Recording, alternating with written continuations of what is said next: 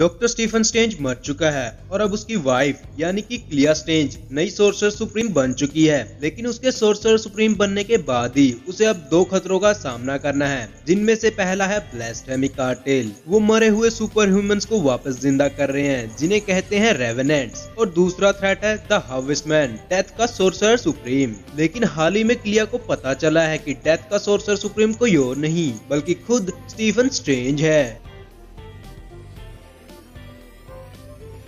तो फ्रेंड्स, तो क्लिया स्ट्रेंज के एपिसोड 7 में आप सभी का स्वागत है। तो पिछले एपिसोड में हमने देखा कि क्लिया को अब पता है कि हार्वेस्टमैन कोई और नहीं बल्कि स्टीफन स्ट्रेंज है। और एपिसोड 7 की स्टार्टिंग में हम देखते हैं क्लिया को उठते हुए और उसकी आवाज को सुन सकते हैं। अब बहुत देर हो चुकी है, मुझे सोर्सर सुप्रीम के कामों से कोई मतलब नहीं, मुझे किसी से बदला लेना नहीं है और ना ही मुझे किसी को प्रोटेक्ट करना है। मुझे सिर्फ पहुंचना है स्टीफन स्ट्रेंज तक। मैं ये कभी सोच भी नहीं सकती थी कि वो अंडरवर्ल्ड में डेथ का प्रिजनर बनेगा, जबकि वो हर बार मेरे सामने ही था। उसने अपना चेहरा छुपाया एक गोल्डन मास्क के पीछे और अपने नाम को छुपाया जो मेरे दिल में लिखा हुआ है, द हार्वेस्टमैन। इसके बाद हम देखते हैं हार्वेस्टमैन को एक रेवेनेंट से फाइट करते हुए और बैकग्राउंड में हम क्लिया की आवाज सुन सकते हैं। एक और मरे हुए इंसान को भेजा गया है जिंदा लोगों की दुनिया में, और इसमें कोई शक नहीं कि हार्वेस्टमैन उसे रोक सकता है और उसके पास पावर है। लेकिन हर बार एक नया रेवेनेंट और भी ज्यादा पावरफुल होता है, जितनी ज्यादा सोल्स के साथ वो बॉन्ड होता है। और उसके सामने हार्वेस्टमैन सिर्फ एक इंसान है और वो अकेला खड़ा है। और हम देख रहे हैं कि हार्वेस्टमैन उस रेवेनेंट से फाइट कर रहा है और क्लिया कहती है लेकिन अब बहुत ज्यादा नहीं। तभी क्लिया हार्वेस्टमैन के पास पहुंच जाती है और वो कहती है तुमने ये क्यों किया। इस पर हार्वेस्टमैन बोलता है कि मैंने क्या किया सोर्सर सुप्रीम। क्लिया कहती है तुमने ये सब क्यों किया, ये सब नाटक, तुमने आखिर मुझे बताया क्यों नहीं स्टीफन। इसके बाद हार्वेस्टमैन अपना मास्क उतारता है और वो कहता है मुझे नहीं पता था कि मैं कभी कामयाब हो पाऊंगा। तुम मुझे पहले ही 3 बार मरता हुआ देख चुकी हो और मैं नहीं चाहता कि मैं एक बार और फिर से नाकाम हूँ। इस पर क्लिया उस पर चिल्लाती है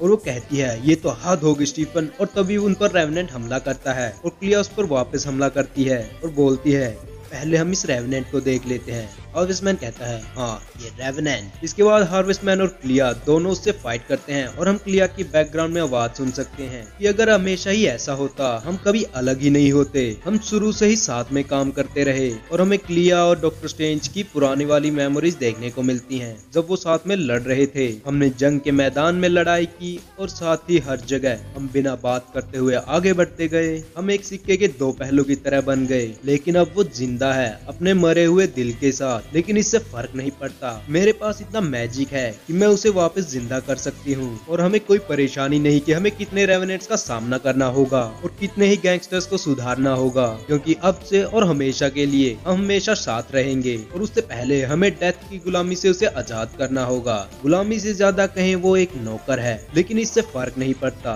क्योंकि अब मैं उसे आजाद करने वाली हूँ। और हम देख सकते हैं कि क्लिया और स्टीफन ने दोनों ने मिलकर उस रेवेनेंट को खत्म कर दिया। और तब क्लिया स्टीफन की तरफ जाती है और वो बोलती है कि तुम्हें कोई आइडिया नहीं है स्टीफन, मैंने तुम्हें पाने के लिए क्या नहीं किया। और क्लिया स्टीफन की तरफ बढ़ती है, जिस पर स्टीफन कहता है नहीं क्लिया, ऐसा नहीं हो सकता, तुम मुझे नहीं छू सकती, तुम सोर्सर सुप्रीम हो और तुम जिंदा लोगों की दुनिया से बिलोंग करती हो। मैं हार्वेस्टमैन हूँ और मैं डेथ को बिलोंग करता हूँ। हमारा मैजिक एक दूसरे के खिलाफ है। हम बिल्कुल ऐसे हैं जैसे एक पॉजिटिव और एक नेगेटिव, बिल्कुल वैसे ही जैसे मैटर और एंटी मैटर। तुम्हारी दिल की धड़कनें चल रही हैं लेकिन मेरी नहीं। और अगर हम दोनों साथ में रहे तो ये बहुत ही बड़ा खतरा होगा इस दुनिया के लिए। देन क्लिया हैरान होकर उसे कहती है तो तभी तुम मुझे नहीं बता रहे थे अपने बारे में। हार्वेस्टमैन कहता है हाँ, इसे मुझे बहुत ही ज्यादा तकलीफ हुई और मैं नहीं चाहता था कि यही तकलीफ तुम सबको भी हो जब तक कि मेरा मिशन पूरा ना हो जाए। इस पर क्लिया चिल्लाते हुए कहती है और मेरे मिशन का क्या। इस पर हार्वेस्टमैन कहता है द रेवेनेंट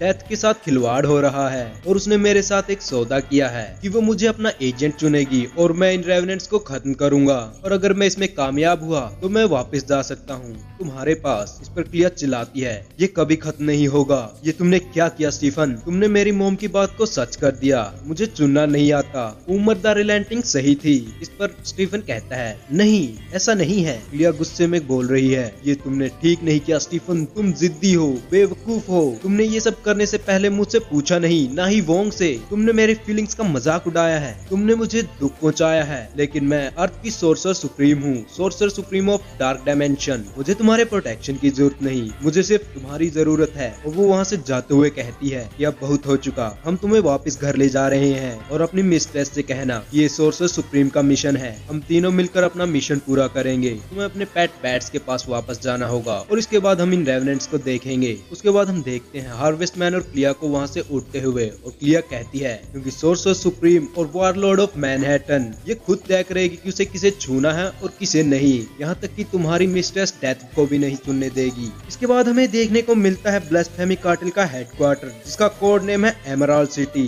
हम वहाँ पर ब्लास्फेमी कार्टेल के मेंबर्स को देख सकते हैं और साथ ही उनके डायरेक्टर नन को, जिनमें से नोबडी 84 कहता है कि हमारा शेड्यूल बहुत ही तेजी से चल रहा है, जितना हमने सोचा भी नहीं था, और ये सब हार्वेस्टमैन की वजह से हुआ है, और उससे भी ज्यादा हमें क्लिया स्ट्रेंज से मुसीबत हो रही है। इस पर डायरेक्टर नन कहता है कि स्टीफन स्ट्रेंज मर चुका है, लेकिन वो हमारे लिए अब भी कोई खतरा नहीं है। लेकिन क्लिया स्ट्रेंज वो एक वाइल्ड कार्ड है, और हम ये समझ ही सकते हैं कि एक वाइल्ड कार्ड कितना खतरनाक साबित हो सकता है। और वो कहता है कि उसे भूल जाओ। इस पर नोबडी कहता है डायरेक्टर आप ये क्या बोल रहे हैं। इस पर डायरेक्टर कहता है कि जब हमने ये सब शुरू किया तो मैंने अपनी मेमोरी को खुद की पूरी दुनिया से मिटा दिया, लेकिन मैं इसे एक कदम और आगे लेके गया। मैंने प्लेनेट की जगह अपने आप को इस रियलिटी से ही वाइप कर दिया। क्या तुम्हें ये पता है नोबडी 84? क्योंकि मैजिक के लिए हमें एक कीमत चुकानी होती है। और जब मैंने पहली बार मैनेजमेंट से बात की, तब मैंने जो देखा उससे मुझे समझ आया कि अगर मेरी आइडेंटिटी रिवील हुई तो इससे मैं पूरी तरह तबाह हो जाऊंगा, और मुझे अपने मैजिक के लिए अपनी पूरी जिंदगी की कीमत चुकानी होगी, और इसके लिए मुझे वो बनना था जो आज मैं बन चुका हूँ। इसके बाद हम देखते हैं नोबडी 84 और डायरेक्टर नन को एक बड़े से दरवाजे के सामने, जिस पर लिखा हुआ है लजारस प्रोजेक्ट रेवेनेंट प्राइम। और यहीं पर क्लिया स्ट्रेंज का एपिसोड 7 खत्म हो जाता है। लेकिन अब क्लिया स्ट्रेंज को भी ब्लास्फेमी कार्टेल के बारे में और पता चल चुका है, और आखिर उनके इरादे क्या हैं। लेकिन क्या